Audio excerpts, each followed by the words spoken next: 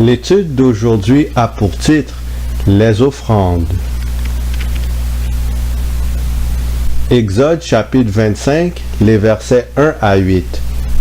L'Éternel parla à Moïse et dit, « Parle aux enfants d'Israël, qu'ils m'apportent une offrande, vous la recevrez pour moi de tout homme qui la fera de bon cœur.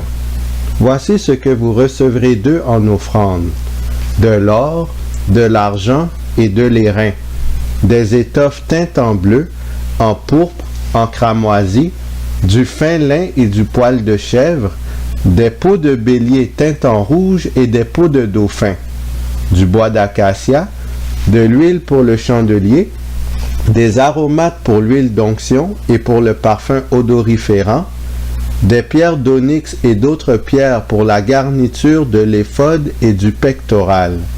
Ils me feront un sanctuaire, et j'habiterai au milieu d'eux. » Exode chapitre 35, le verset 21.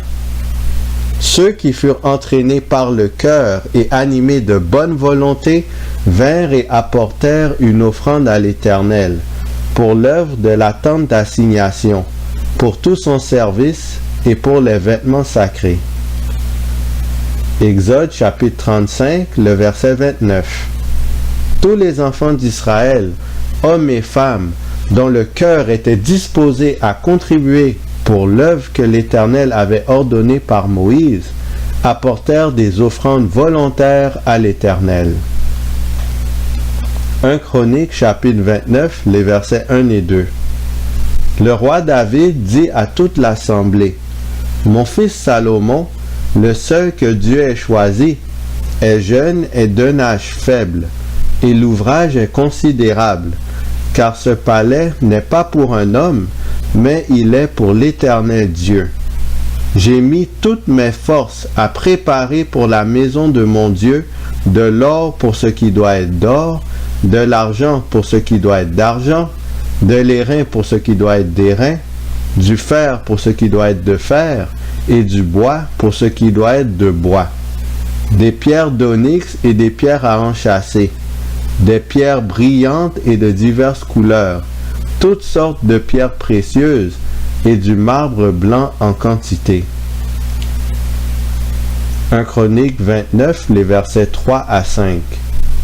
De plus, dans mon attachement pour la maison de mon Dieu, je donne à la maison de mon Dieu l'or et l'argent que je possède en propre, outre tout ce que j'ai préparé pour la maison du sanctuaire, 3000 talents d'or, d'or d'Ophir, et 7000 talents d'argent épuré, pour en revêtir les parois des bâtiments, l'or pour ce qui doit être d'or, et l'argent pour ce qui doit être d'argent, et pour tous les travaux qu'exécuteront les ouvriers. Qui veut encore présenter volontairement aujourd'hui ses offrandes à l'Éternel? 1 Chroniques 29, versets 6 à 9. Les chefs des maisons paternelles, les chefs des tribus d'Israël, les chefs de milliers et de centaines, et les intendants du roi firent volontairement des offrandes. Ils donnèrent pour le service de la maison de Dieu 5000 talents d'or, 10 000 d'aric, 10 000 talents d'argent, 18 000 talents d'airain et 100 000 talents de fer. Ceux qui possédaient des pierres les livrèrent pour le trésor de la maison de l'Éternel, entre les mains de Jéhiel, le Guershonite. Le peuple se réjouit de leurs offrandes volontaires, car c'était avec un cœur bien disposé qu'ils les faisaient à l'Éternel. Et le roi David en eut aussi une grande joie. Pour la construction du sanctuaire, puis du temple de l'Éternel, des offrandes furent recueillies auprès du peuple d'Israël. On constate qu'à chaque fois, ce fut de bon cœur que les gens faisaient leurs dons pour la cause du Seigneur. En effet, les montants étaient remis sur une base volontaire. Pour cette raison, tout le monde était joyeux de donner ses offrandes. Personne n'éprouverait du regret après avoir fait des dons pour la maison de Dieu. Y avait-il d'autres occasions ou circonstances pour lesquelles des offrandes étaient recueillies? Lévitique chapitre 3, les versets 1, 9 et 12.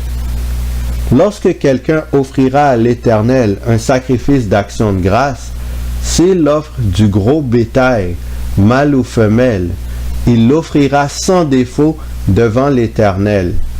De ce sacrifice d'action de grâce, il l'offrira en sacrifice consumé par le feu devant l'Éternel, la graisse, la queue entière qu'il séparera près de l'échine, la graisse qui couvre les entrailles et toute celle qui y est attachée.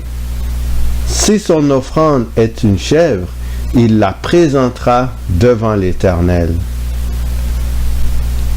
Lévitique 5, le verset 1. Lorsque quelqu'un, après avoir été mis sous serment comme témoin, péchera en ne déclarant pas ce qu'il a vu ou ce qu'il sait, il restera chargé de sa faute. Lévitique 5, les versets 5 et 11. Celui donc qui se rendra coupable de l'une de ces choses fera l'aveu de son péché. S'il n'a pas de quoi se procurer 2 tourterelles ou 2 jeunes pigeons, il apportera en offrande pour son péché un 10e d'épha de fleurs de farine, comme offrande d'expiation. Il ne mettra point d'huile dessus, et n'y ajoutera point d'encens, car c'est une offrande d'expiation. Nombre, chapitre 15, les versets 19 à 21. Parle aux enfants d'Israël, et dis-leur, quand vous serez arrivés dans le pays où je vous ferai entrer, et que vous mangerez du pain de ce pays, vous prélèverez une offrande pour l'Éternel. Vous présenterez par élévation un gâteau, les prémices de votre pâte, vous le présenterez comme l'offrande qu'on prélève de l'air. Vous prélèverez pour l'Éternel une offrande des prémices de votre pâte, dans les temps à venir. Les Israélites donnaient des offrandes en guise de remerciement, en guise de culpabilité et demande de pardon, et en guise de délivrance et de victoire. À qui appartenaient les offrandes une fois qu'elles étaient consacrées par les enfants d'Israël? Nombre chapitre 5, les versets 9 et 10. Toute offrande de choses consacrées par les enfants d'Israël appartiendra au sacrificateur à qui elles seront présentées. Les choses qu'on aura consacrées lui appartiendront. Ce qu'on lui aura remis lui appartiendra. À chaque fois qu'on apportait au sanctuaire une offrande, ce qui restait de cette offrande allait au sacrificateur, en d'autres termes, au chef religieux. Que représentaient les offrandes d'un Ancien Testament? Hébreux, chapitre 10, les versets 5 à 10. C'est pourquoi Christ, entrant dans le monde, dit, « Tu n'as voulu ni sacrifice ni offrande, mais tu m'as formé un corps. Tu n'as agréé ni holocauste ni sacrifice pour le péché. Alors j'ai dit, voici je viens. Dans le rouleau du livre, il est question de moi. Pour faire, ô Dieu, ta volonté. Après avoir dit d'abord, tu n'as voulu et tu n'as agréé ni sacrifice ni offrande, ni holocauste ni sacrifice pour le péché, ce qu'on offre selon la loi. Il dit ensuite, voici, je viens pour faire ta volonté. Il abolit ainsi la première chose pour établir la seconde. C'est en vertu de cette volonté que nous sommes sanctifiés, par l'offrande du corps de Jésus-Christ, une fois pour toutes. Daniel chapitre 9, le verset 27. Il fera une solide alliance avec plusieurs pour une semaine. et durant la moitié de la semaine, il fera cesser le sacrifice et l'offrande. Le dévastateur commettra les choses les plus abominables, jusqu'à ce que la ruine et ce qui a été résolu fondent sur le dévastateur. Toutes les offrandes de l'Ancien Testament représentent Jésus qui s'offre en sacrifice à la croix après 3 ans et demi de ministère en l'an 31. Ainsi, depuis la mort de Jésus-Christ, il n'est ni obligatoire ni utile de sacrifier un animal en guise d'offrande à Dieu. Quelle offrande devrions-nous faire dans ce cas?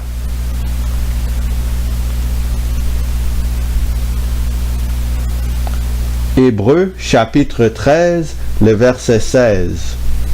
Et n'oubliez pas la bienfaisance et la libéralité, car c'est à de tels sacrifices que Dieu prend plaisir.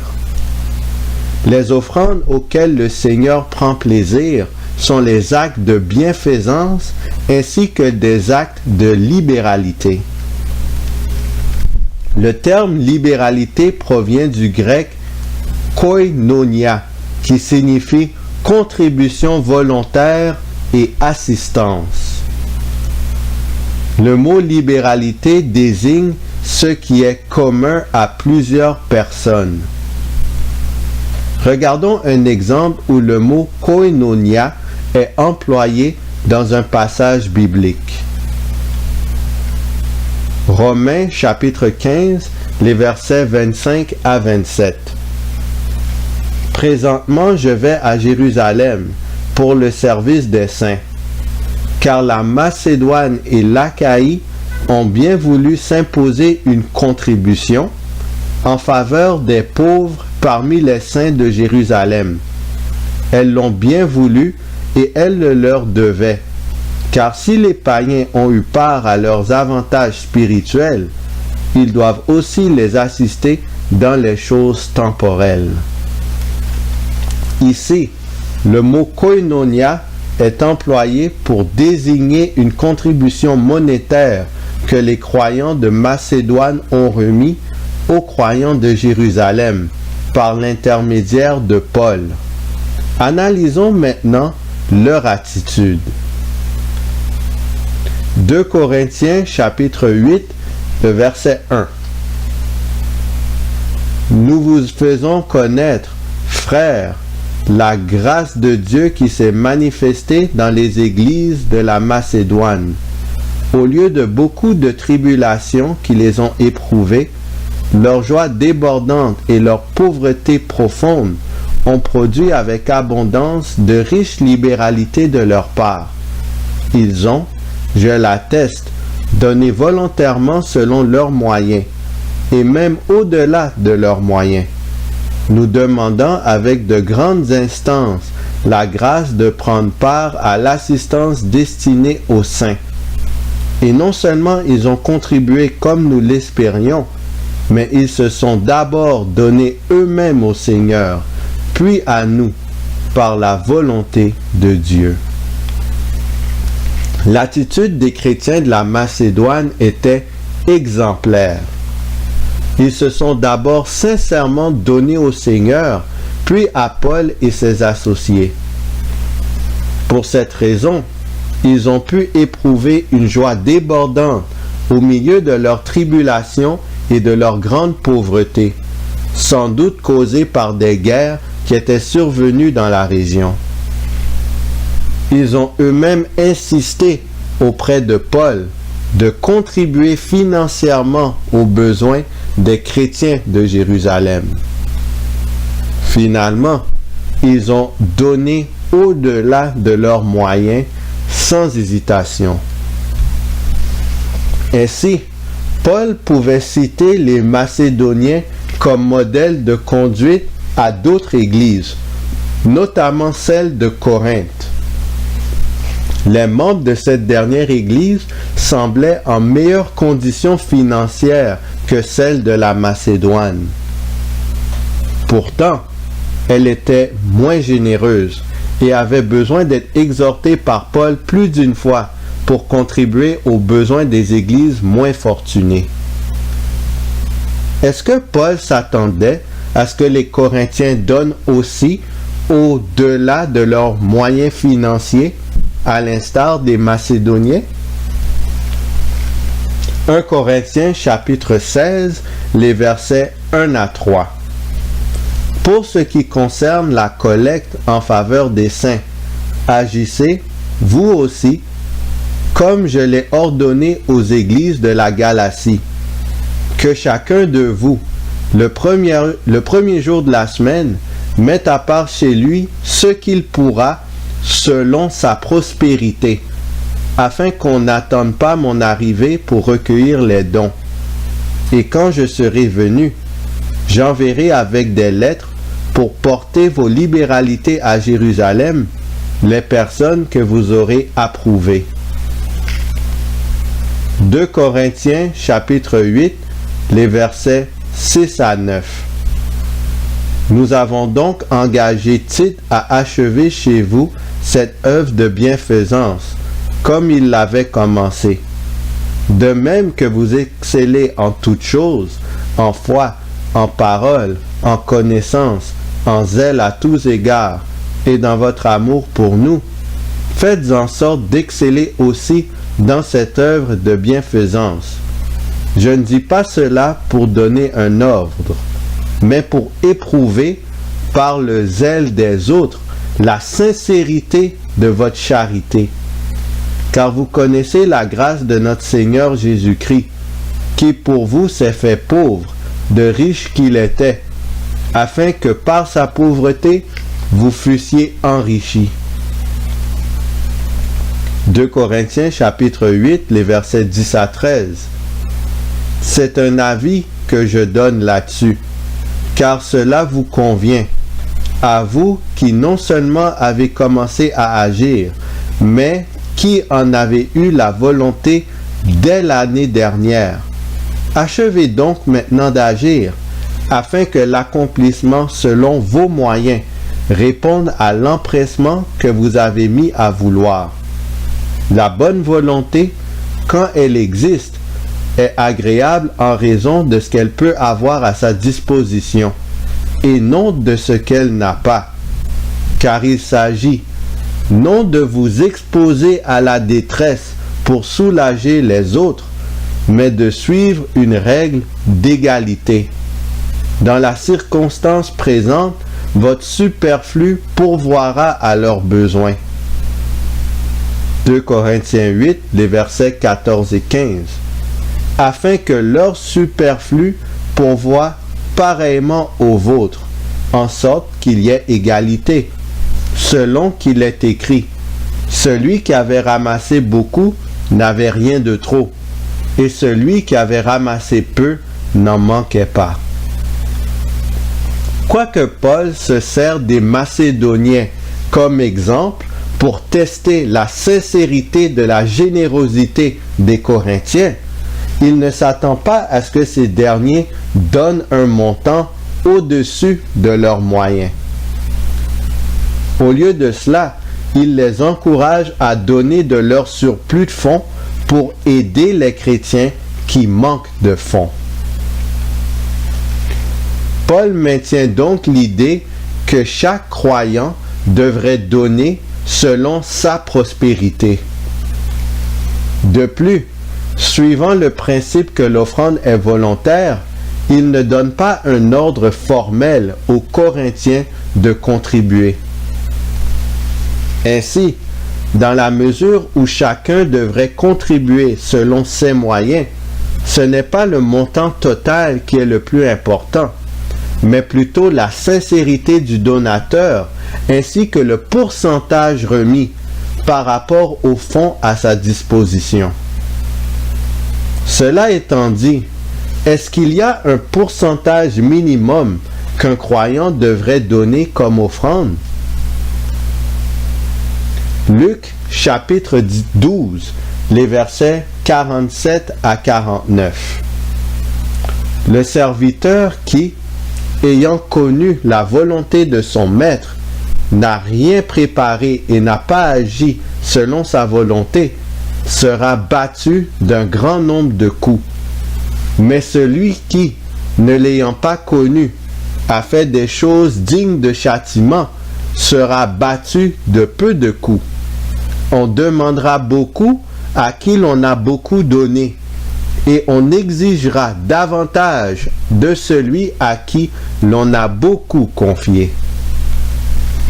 En tant qu'institution religieuse, l'Église adventiste du 7e jour a reçu plus de lumière sur la vérité divine que tous ses prédécesseurs.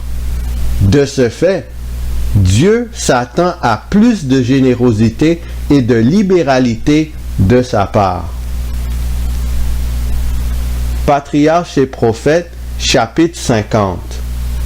Les contributions exigées des Hébreux pour des buts religieux et charitables s'élevaient donc pour le moins à 1/4 de leurs revenus. On serait tenté de croire qu'une charge aussi lourde aurait dû les réduire à la pauvreté. Bien au contraire, la fidèle observation de ces libéralités était une condition de leur prospérité. Au jour d'Israël, la dîme et les offrandes volontaires avaient pour but de soutenir l'ensemble du service divin.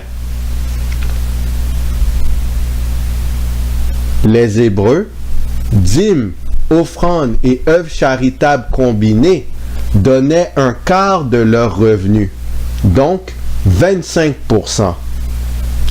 La dîme étant 10%, le reste des contributions fut de 15%. Patriarches et prophètes, chapitre 50, la suite. Le peuple de Dieu de notre époque oserait-il donner moins? Lorsque les bénédictions d'en haut se multiplient à notre égard, et surtout lorsque nous contemplons le sacrifice incomparable du Fils de Dieu, notre gratitude ne devrait-elle pas nous pousser à plus de générosité en faveur de la diffusion du message du salut?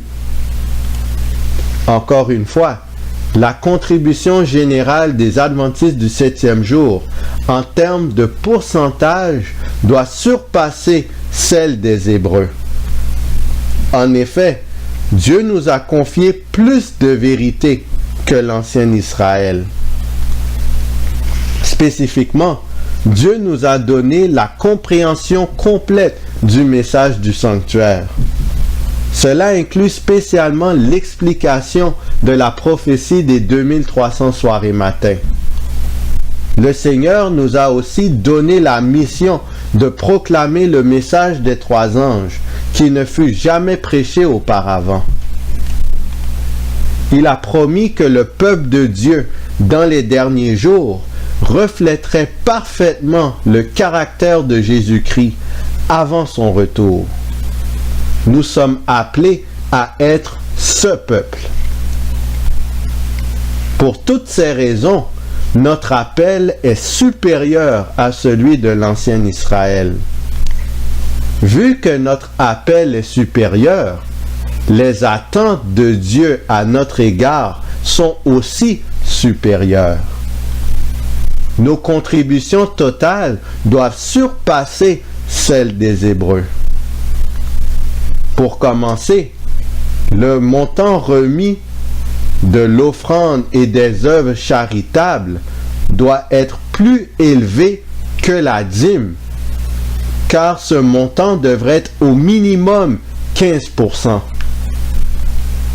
Si une église reçoit 70 000 $ de dîmes dans une année, elle devrait donc recevoir environ 100 000 $ des autres contributions. Malheureusement, actuellement, nos églises sont très loin de cet objectif.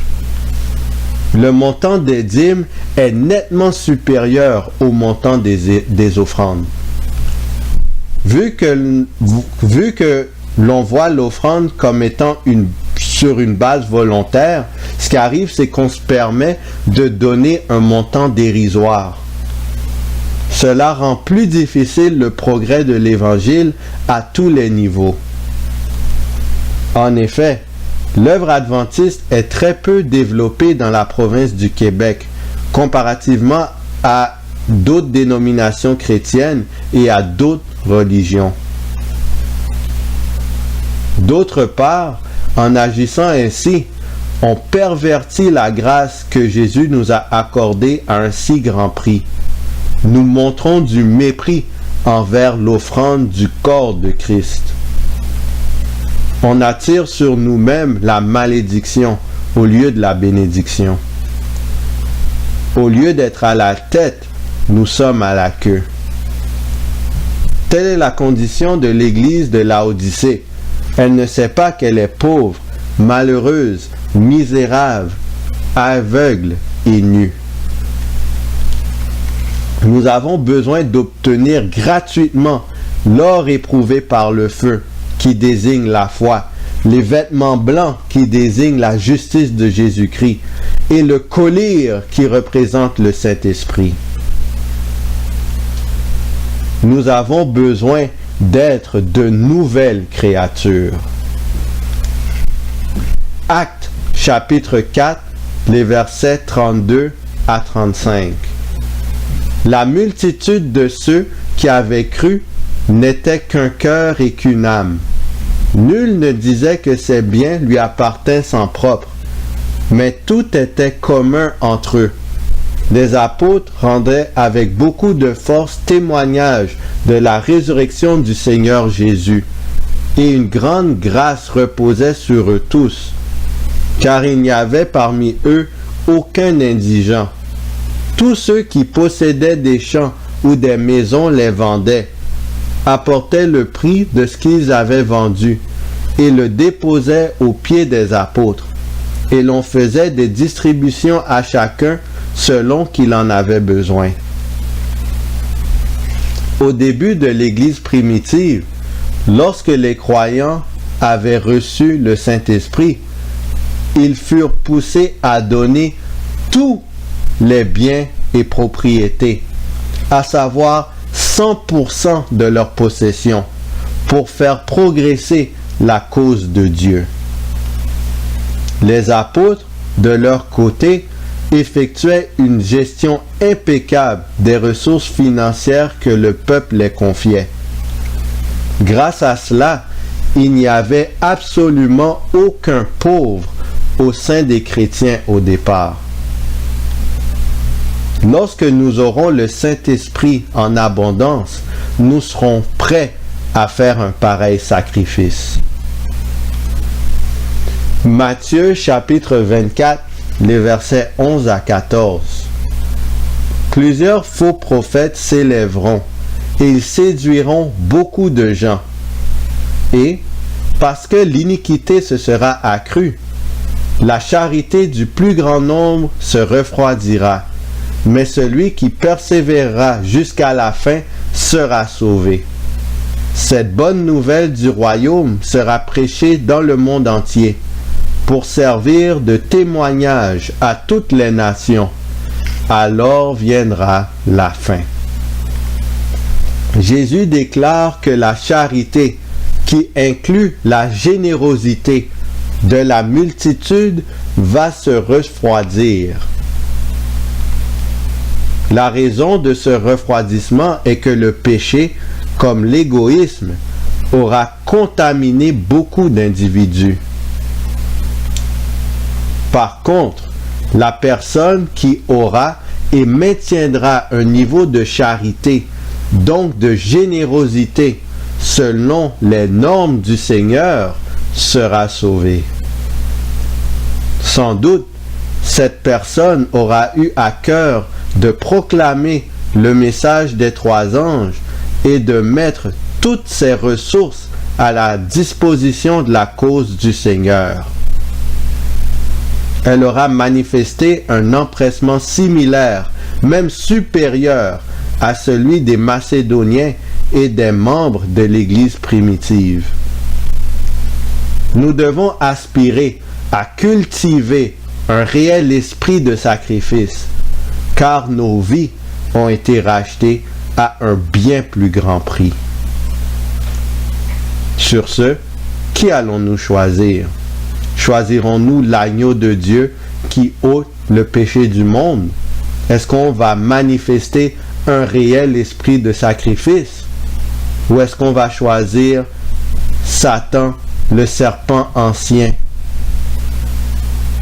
Et allons-nous témoigner du mépris envers l'offrande du corps de Christ?